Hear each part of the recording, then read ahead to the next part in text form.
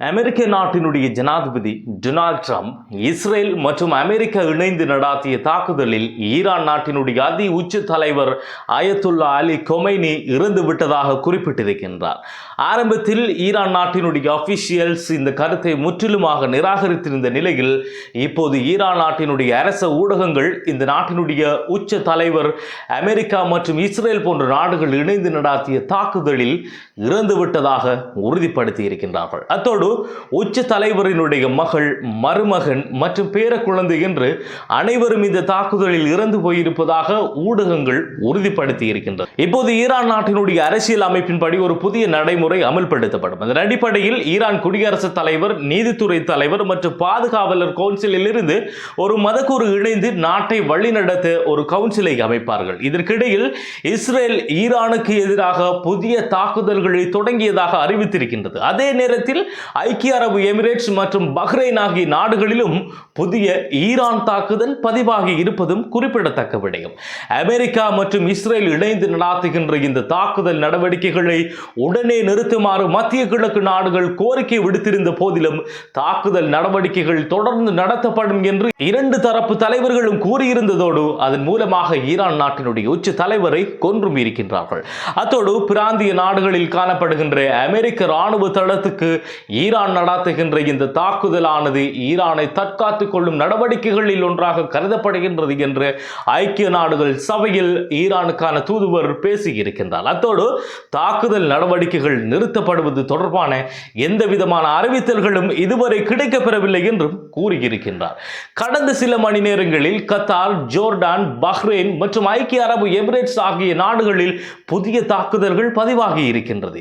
Iran நாட்டினுடைய தெற்கு பகுதியில் காணப்படுகின்ற மினாப் என்ற பகுதியில் பெண்கள் பள்ளியில் மேற்கொள்ளப்பட்ட தாக்குதலில் இருந்தவர்களின் எண்ணிக்கை 115ஆக பதிவு செய்யப்பட்டிருக்கின்றது.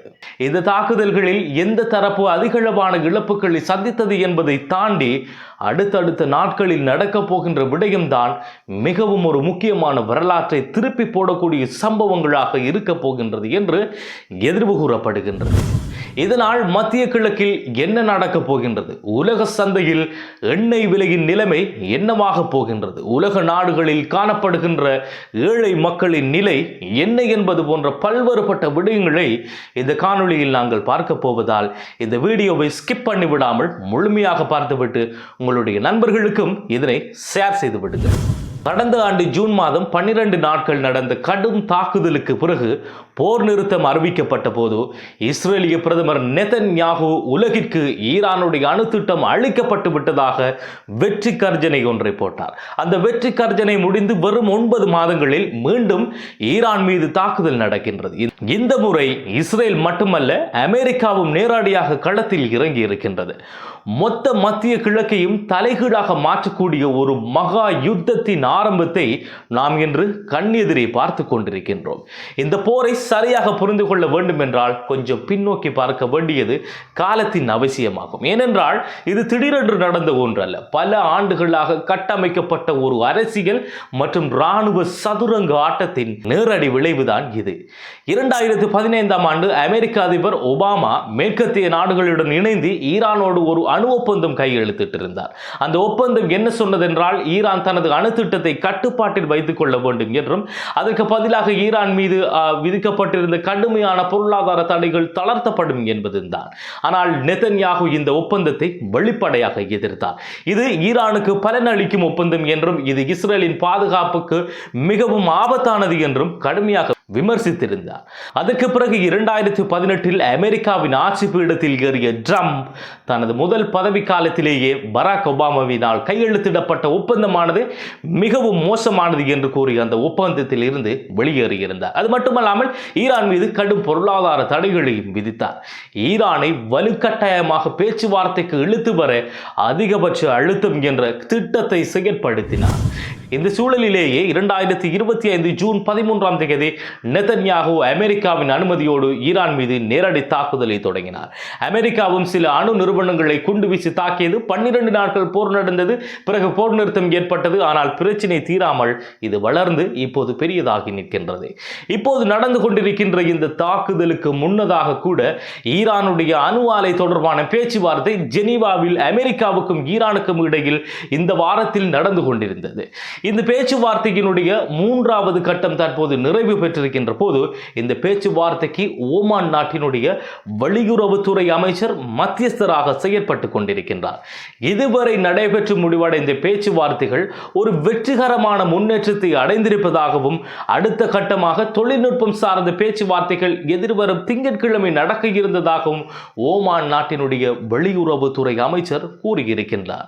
இந்த பேச்சுவார்த்தையினுடைய குறிப்பிடத்தக்க முன்னேற்றம் என்னவென்றால் ஈரான் தங்களுடைய வளப்படுத்தப்பட்ட யுரேனிய கையிருப்பை விட்டுவிடுவதாகவும் முழு சர்வதேச நாடுகளின் ஆய்வுக்கு அதனை உட்படுத்துவதற்கு ஒப்புக்கொண்டதாகவும் மேலும் இந்த வளப்படுத்தப்பட்ட யுரேனிய கையிருப்பை நிறுத்துவதன் மூலமாக எந்தவித அணு ஆயுத உற்பத்திகளையும் மேற்கொள்ள முடியாது என்றும் ஈரான் விளக்கி இருக்கின்றது. அப்படி பார்க்க போனால் அமெரிக்காவினுடைய டிமாண்ட் ஈரான் தங்களுடைய அணு ஆயுத உற்பத்தியை நிறுத்த வேண்டும் என்பதுதான். ஈரான் நாட்டுடைய தரப்பு வாதம், நாங்கள் அணு ஆயுத உற்பத்தி நடவடிக்கைகளை மேற்கொள்ளவில்லை என்றும், அப்படி நாங்கள் மேற்கொள்கிறோம் என்று நீங்கள் கூறினால் நாங்கள் வளப்படுத்தப்பட்ட யுரேனிய கையிருப்பை வைத்திருப்பதை விட்டுவிடுகின்றோம் என்றும் இந்த பேச்சுவார்த்தைக்கு பச்சை கொடி காட்டுவது போன்ற நகர்வுகளையே ஈரான் மேற்கொண்டிருக்கின்றது. இப்போது அமெரிக்கா கேட்டுக்கொண்டதற்கு இணங்க ஈரான் ஒப்புக்கொண்டு விட்டது. ஆகவே இந்த தாக்குதல் நடப்பதற்கான எந்த விதமான தேவையும் காணப்படவில்லை. நிலைமை இப்படி இருக்கின்ற போது எதற்காக ஈரான் மீது அமெரிக்கா மற்றும் இஸ்ரேலின் இணைந்த தாக்குதல் நடக்க வேண்டும் என்ற கேள்விக்கு உலக நாடுகள் பதில்களை தேட வேண்டிய கட்டாயத்திற்குள் தள்ளப்படுகின்றார்கள். அமெரிக்கா தாக்குதல் நடத்துகின்றது என்றால் அவர்கள் எதிர்பார்த்தபடி அந்த பேச்சுவார்த்தை முடியவில்லை என்பதுதானே அர்த்தம். வெளிப்படையாக அவர்கள் கூறியது அணு ஆயுத ஒப்பந்தத்தில் கைச்சாத்திட வேண்டும் என்று. ஈரானும் அதற்கு பச்சை கொடி காட்டுவது போன்ற நகர்வுகளையே மேற்கொண்டிருந்தது. ஆனால் இப்போது அமெரிக்காவால் தாக்குதல் நடத்தப்பட்டிருக்கின்றது என்றால் அமெரிக்காவினுடைய எதிர்பார்ப்பு இந்த ஒப்பந்தத்தில் ஈரான் கைச்சாத்திடக்கூடாது என்பதாகத்தான் இருக்க வேண்டும். ஏனென்றால் அப்போதுதான் ஈரான் மீது போர் தொடுத்து அங்கே ஆட்சி மாற்றத்தை கொண்டு வர முடியும். ஆட்சி மாற்றம் எதற்காக கொண்டு வர வேண்டும் என்ற கேள்விக்கான பதில் சிறுபிள்ளைக்கு கூட தெரிந்திருக்கும். ஏனென்றால் ஈரானில் அமெரிக்காவுக்கு சாதகமான ஆட்சி இருக்க வேண்டும். அப்போதுதான் முழு மத்திய கிழக்கு நாடுகளையும் அமெரிக்காவின் பாதத்தின் கீழே கொண்டு வர முடியும். அது மட்டுமல்லாமல் ஈரானுடைய வளங்களையும் சுரண்டி கொள்ள முடியும். அமெரிக்கா கூறுவது போன்று ஒப்பந்தத்தில் கைச்சாத்திடுவதற்கு ஈரான் மறுத்திருக்கின்றது என்று எடுத்துக்கொண்டால் அமெரிக்காவினுடைய தாக்குதல் நடத்தப்பட்ட இலக்குகளை சற்று அவதானிக்க வேண்டும். இந்த தாக்குதல் கண்மூடித்தனமாக நடந்த ஒன்றல்ல, மிகவும் திட்டமிட்டு குறிப்பிட்ட இலக்குகளை நோக்கி நடத்தப்பட்டது என்பது தெளிவாக தெரிகின்றது. ஏனென்றால் அமெரிக்கா மற்றும் இஸ்ரேல் அதிகாரிகளின் கருத்துப்படி ஈரான் அதிகாரிகள் ஏவுகணை சேமிப்பு மற்றும் ஏவுதல் தளங்கள் மற்றும் அணு நிறுவனங்கள் போன்றவற்றை இலக்கு வைத்துதான் இந்த தாக்குதலை மேற்கொண்டோம் என்று கூறுகிறார்கள். ஆனால் ஈரானிய தரப்பில் இருந்து வெளியிடப்பட்டிருக்கின்ற கருத்து இதற்கு மாறாக இருக்கின்றது. அவர்களுடைய தாக்குதல் இலக்காக உளவு அமைச்சகம், பாதுகாப்பு அமைச்சகம், ஈரான் அணுசக்தி அமைப்பு, பர்சின் இராணுவ வளாகம் போன்றவைதான் தாக்குதலுக்கு இலக்காக்கப்பட்டிருக்கின்றது. இந்த இலக்குகளை நன்றாக கவனித்து பாருங்கள். இவை யாவும் ஈரானின் இராணுவம் மற்றும் அணுசக்தியின் மையங்களாகும். அப்படி என்றால் இந்த தாக்குதலின் நோக்கம் ஈரானை இராணுவ ரீதியில் தோற்கடிப்பது மட்டுமல்ல, ஈரானின் ஆட்சியை மாற்றுவது என்று தெளிவாக அறியக்கூடியதாக இருக்கின்றது. ஆட்சி மாற்றம் என்ற இந்த வார்த்தை மிகவும் ஆபத்தான வார்த்தை. ஏனென்றால் ஈராக்கில் 2003 என்ன நடந்தது என்பதை உலகம் மறக்கவில்லை. ஆட்சி மாற்றம் என்று சொல்லி தொடங்கிய போர் 10 ஆண்டுகளுக்கு மேலாக நீண்டு அதில் லட்சக்கணக்கான மக்கள் உயிரிழந்தார்கள். ஒரு நாடு சிதைந்து போனது. ஆனால் இப்போது ஈரான் மௌனமாக கண்ணீர் மட்டும் சிந்திக் கொண்டிருக்கவில்லை. இஸ்ரேல் மீது நேரடியாக தாக்குதல் நடத்தியது. அத்தோடு மட்டுமல்லாமல் வளைகுடா பகுதியில் அமெரிக்கா பயன்படுத்தும் இராணுவ தளங்களையும் தாக்கியது.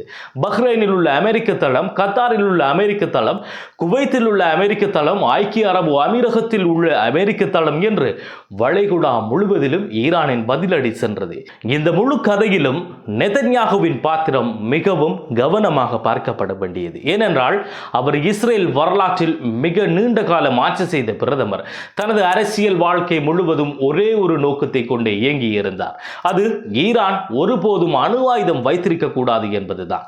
ஆனால் அவரது கோரிக்கை அணு ஆயுத திட்டத்தோடு மட்டும் நிற்கவில்லை.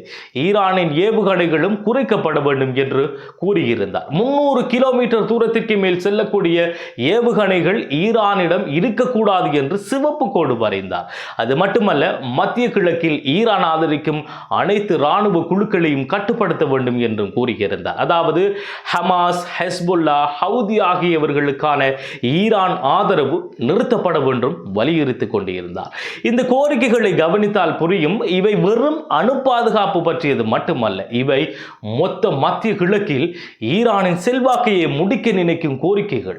அக்டோபர் 7, 2023 தாக்குதலுக்கு பிறகு காசா மீது நடந்த போரின் மத்தியிலேயே நெதன்யாகு ஈரான் மீது தாக்குதலுக்கான வாய்ப்பை தேடிக்கொண்டே இருந்தார்.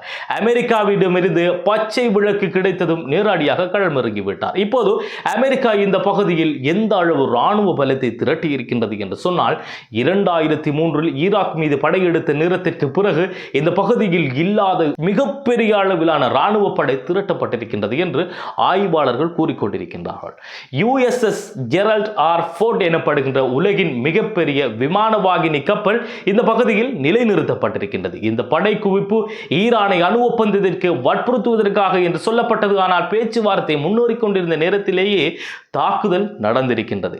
அமெரிக்காவின் மிக உயர்நிலை ராணுவ தலைமை அதிகாரி ஜெனரல் டான் கெயின் ஒரு முக்கியமான எச்சரிக்கையை அமெரிக்காவுக்கு கொடுத்திருந்தார். அது என்னவென்றால், ஈரானை அமெரிக்கா தாக்கினால் நாம் ஒரு நீண்ட முடிவில்லாத போரில் சிக்கிக் கொள்வோம், அமெரிக்க வீரர்கள் பலியாவார்கள் என்று. ஆனால் துணை அதிபர் JD வான்ஸ் அமெரிக்கா பல ஆண்டுகள் யுத்தத்தில் சிக்கும் என்பதற்கு எந்த விதமான வாய்ப்புகளும் இல்லை என்று கூறி அந்த கருத்தை முற்றிலுமாக நிராகரித்திருந்த போதிலும், ஈராக் போரின் போதும் இப்படித்தான் அவர்கள் கூறினார்கள். நடந்தது வேறு என்பதை வரலாறு எமக்கு சொல்லிக் கொண்டிருக்கின்றது.